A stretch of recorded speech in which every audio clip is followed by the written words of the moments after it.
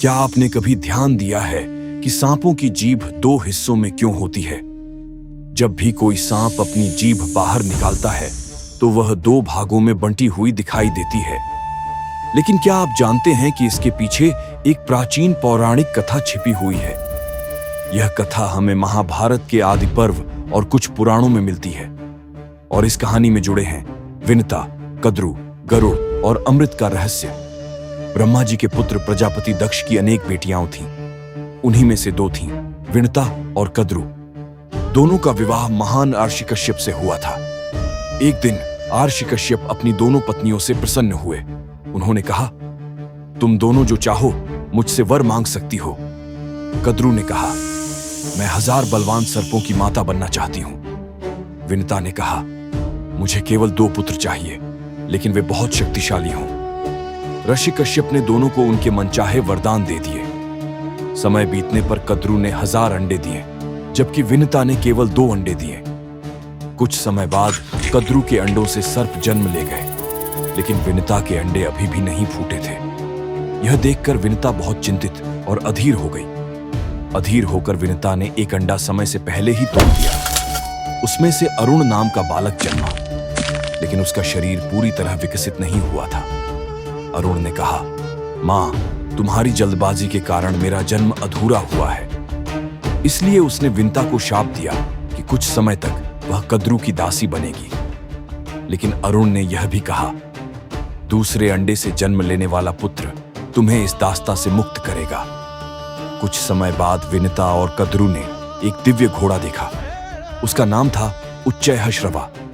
यह घोड़ा समुद्र मंथन के समय प्रकट हुआ था और अत्यंत सुंदर और तेजस्वी था। विनता ने कहा, यह घोड़ा पूरी तरह सफेद है। कद्रु ने कहा, नहीं, इसकी पूंछ काली है। और इसी बात पर दोनों के बीच एक शर्त लग गई। कद्रु ने अपने सर्प पुत्रों से कहा, जाकर घोड़े की पूंछ से लिपट जाओ ताकि वह काली दिखाई दे। अगले दिन जब दोनों ने घोड़े को देखा तो उसकी पूंछ सच में काली दिखाई दी। इस प्रकार विनता शर्त हार गई और उसे कद्रु की दासी बनना पड़ा। समय आने पर विनता का दूसरा अंडा फूटा। उसमें से जन्म हुआ एक महान और शक्तिशाली पक्षी का, गरुड़।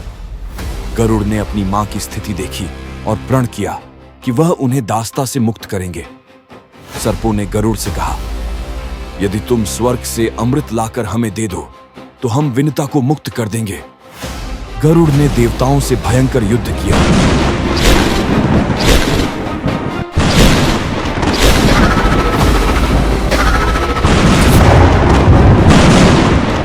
और अंत में अमृत कलश प्राप्त कर लिया। लेकिन गरुड़ ने स्वयं अमृत नहीं पिया।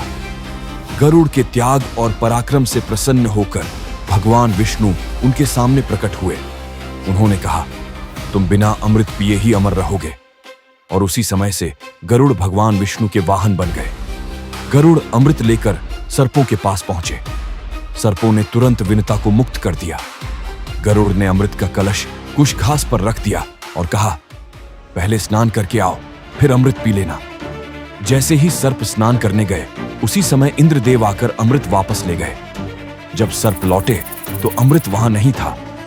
अमृत न मिलने पर सर्प कुश घास को चाटने लगे, लेकिन उस घास की धार बहुत तेज थी।